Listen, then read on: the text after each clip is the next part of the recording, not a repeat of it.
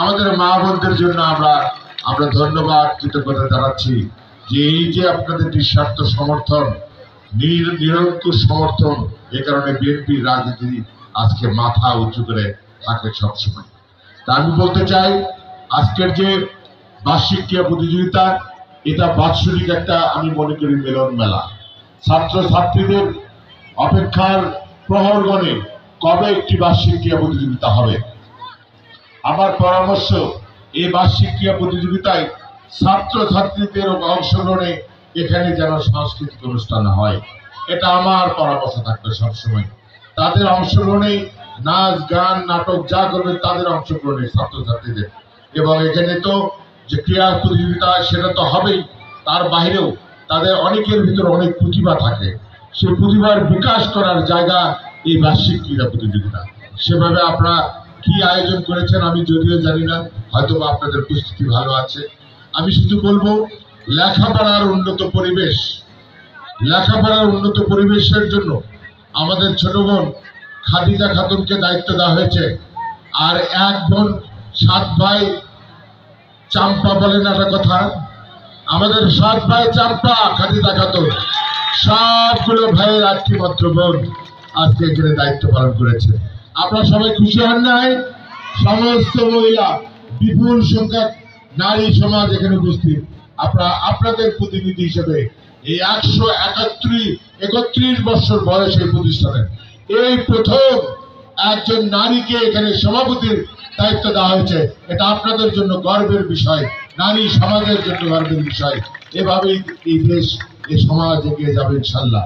আমি মনে করি এই প্রতিষ্ঠানে এখন শুধু একটাই কাজ হবে, সেটা হলো এই প্রতিষ্ঠানের শিক্ষার পরিবেশ উন্নতি করা। এখানে কিভাবে আরো বেশি সংখ্যক ভালো শিক্ষক নিয়োগ দেওয়া যায় এবং মেধাবী শিক্ষক নিয়োগ দেওয়া যায়, সেই প্রক্রিয়া তারা করবে। পাশাপাশি এখানে শিক্ষার মান উন্নতি করার জন্য তারা কাজ করবে। বিগত বছরগুলোতে বিগত ফ্যাসিস্ট আওয়ামী লীগ সরকার, তাদের আমলে আপনারা দেখেছেন মা বোনেরা, আমার প্রিয় শিক্ষক শিক্ষিকারা, A+-এর বন্যা বেয়ে যেত, A+-এর বন্যা বয়ে যায়। ম্যাট্রিকের রেজাল্ট হলেও হয়, ওই এইচএসসি রেজাল্টের সময় আমরা খালি A+, A+-এর যে কি মর্ম, কি যোগ্যতা, কে ভালো ছাত্র কে খারাপ ছাত্র আমরা কিছুই বুঝতে পারি না, সবাই A+। এটা তো হতে পারে না। A+ হওয়ার জন্য যোগ্যতা অর্জন করতে হবে। কিন্তু বিগত সরকার চেয়েছে, তারা চাচ্ছিল যে 100 জন পরীক্ষার্থীর 100 জনই A+ পায়। সেটা তো নয়। এই প্রজন্মকে ধ্বংস করার জন্য তারা পরীক্ষার খাতায় অধিক সংখ্যক মার্ক দেওয়ার জন্য শিক্ষকদেরকে নির্দেশ দিত এই সরকার। এখন লেখাপড়ায় যেন মনোযোগী হতে না পারে ছাত্রছাত্রীরা। লেখাপড়ার প্রয়োজন নাই, শুধু পাস আর পাস। এই আমাদের প্রজন্মকে ধ্বংস করার যে প্রক্রিয়া, বিদেশি চক্রান্তের অংশ, সেটাকে আমরা নস্যাৎ করে দিয়ে সেই সরকারকে আজকে বাংলাদেশের মাটি থেকে তাড়িয়ে দেওয়া হয়েছে এই প্রজন্মের মাধ্যমে। যে প্রজন্মকে প্রতিনিয়ত বঙ্গবন্ধুর জ্ঞান ঢুকে দেওয়া হতো, জাতির জনককে সেটা শিক্ষা দেওয়া হতো। শেখ হাসিনা কি করতো, প্রতিটি পাঠ তার প্রতিটি বইয়ের পাতায় পাতায় তাদের চিহ্ন থাকতো, মানে এটা বঙ্গবন্ধু, বাংলাদেশের অপর নাম মনে যে বঙ্গবন্ধুর পরিবার, এমনি ভাবে শিক্ষা দেয়। আমরা তো ভেবেছিলাম এই প্রজন্ম বোধহয় বঙ্গবন্ধু বা আওয়ামী লীগ ছাড়া কিছু বুঝবে না, অথচ দেখলাম এই প্রজন্ম, এই জামাল সন্তানরাই রাস্তার বের হয়ে এই সরকারকে পদত্যাগ করতে বাধ্য করেছে। এটাই হলো প্রকৃত ভালোবাসা। এই প্রজন্ম নষ্ট হয় নাই, তাদেরকে নষ্ট করতে পারে নাই। আমি বলি বাবা, এখন আমাদের আন্দোলন নয়, সংগ্রাম নয়, এখন দেশকে নির্মাণ করার সময়, দেশকে এগিয়ে নিয়ে যাওয়ার সময়, বাংলাদেশকে এগিয়ে নিতে হবে। এই বাংলাদেশে কি সম্ভাবনাময় দেশ, যে দেশের একটি সমতল ভূমি, একই ভাষায় আমরা কথা বলি সারা বাংলাদেশের মানুষ, এটা অনেক দেশেই নেই। যে দেশ মানুষের মধ্যে আমাদের জাতিগত কোনো দ্বন্দ্ব নেই, জাতিগত কোনো বিভেদ নাই, এমন একটি সুন্দর বাংলাদেশ দরকার, শুধু একটি রাজনৈতিক স্থিতিশীলতা। কিন্তু চক্রান্ত থেমে নাই, চক্রান্ত তারা করে যাচ্ছে। বিদেশিরা এবং ফ্যাসিস্ট পলাতক হাসিনা বিদেশে বসে থাকে এদেশের বিরুদ্ধে, এই জাতির বিরুদ্ধে প্রতিনিয়ত ষড়যন্ত্র করে যাচ্ছে। সেই ষড়যন্ত্রকে মোকাবেলা করার জন্য আমাদেরকে সবাইকে সদা সর্বদা প্রস্তুত থাকতে হবে।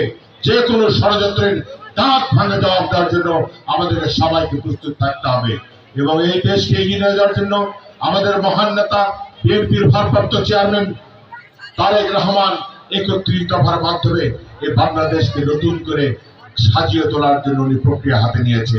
যে বাংলাদেশে থাকবে শিক্ষা বান্ধব বাংলাদেশ, যে বাংলাদেশ থাকবে দারিদ্র্য মুক্ত বাংলাদেশ, যে বাংলাদেশ থাকবে নিরক্ষর মুক্ত বাংলাদেশ, দুর্নীতি মুক্ত বাংলাদেশ, সন্ত্রাস মুক্ত বাংলাদেশ, ইসলামের পক্ষে একটি বাংলাদেশ, এই ধরনের একটি বাংলাদেশ তৈরি করার জন্য কাজ চলছে।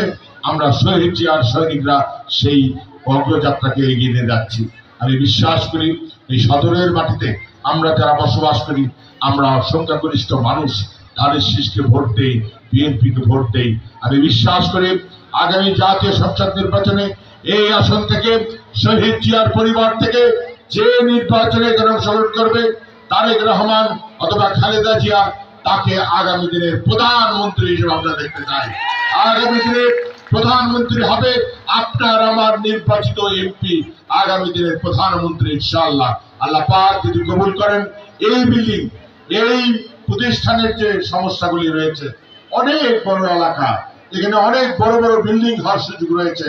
এখানে 4তলা 5তলা বিল্ডিং হবে ইনশাআল্লাহ, 4তলা 5তলা বিল্ডিং হবে। এই প্রতিষ্ঠান ভৌগোলিক ভাবে ঐতিহাসিকগত ভাবে এটা অত্যন্ত গুরুত্বপূর্ণ একটি শিক্ষা প্রতিষ্ঠানে এবং আমার বিশ্বাস ভবিষ্যতে এই শিক্ষা প্রতিষ্ঠান এই এলাকার মান সম্মান ইজ্জত সবকিছু বৃদ্ধি করতে সহযোগিতা করবে এবং শিক্ষার পরিবেশ উন্নততর হবে এবং এই শিক্ষা প্রতিষ্ঠানে একদিনে এখানে ভর্তি হওয়ার জন্য প্রতিযোগিতা করতে হবে, সুপারিশ করতে হবে, তদবির করতে হবে, সেরকম একটি প্রতিষ্ঠান এখানে গড়ে তোলার জন্য সবাইকে কাজ করার আহ্বান জানিয়ে আজকের এই বার্ষিক সবাইকে ধন্যবাদ এবং কৃতজ্ঞতা জানিয়ে আজকে সবাইকে সালাম জানিয়ে আমি কথা বলা